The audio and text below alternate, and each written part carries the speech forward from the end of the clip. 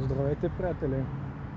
Аз се казвам Емил и в днешното видео ще ви покажа Отец Матей, Преображенски паметник, село Ново село, община Велико Търново.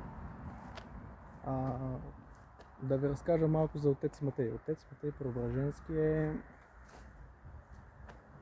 Какъв е той? Аз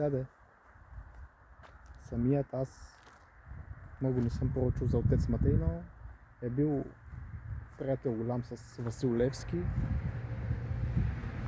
с Кръстю Ботев и още много други.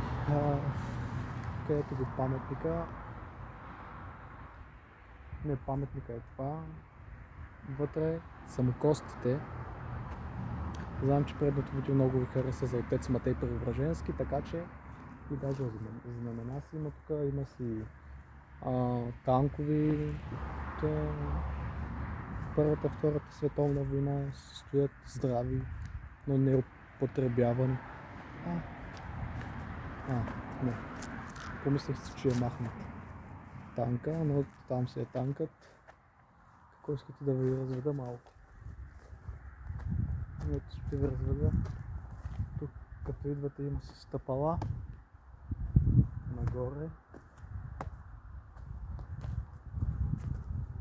Много е добре, уникално, превъзходно, както винаги. Паметник. Ако дойдете, може да се разходите, може да си хапнете ябълки. Вечера е идеалното посещение, ако искате да посещавате. Навсякъде свети, зелено, червено. То даже знамето го има тук. Като се загледам, има си бяло, зелено и червено, както нашето знаме, както е България. Да. Тук кмета трябва да се заемат, за да оправят това нещо.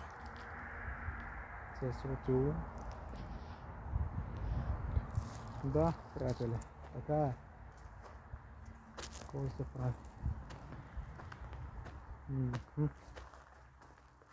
Ако искате да посетите моят сайт novinarnik.online, може да го посетите, там качвам актуални новини всеки ден, полезно из света и рок неща. Моля, ще приключвам с това видео и така, последвай ме, абонирай се за канала, харесай го и до скоро!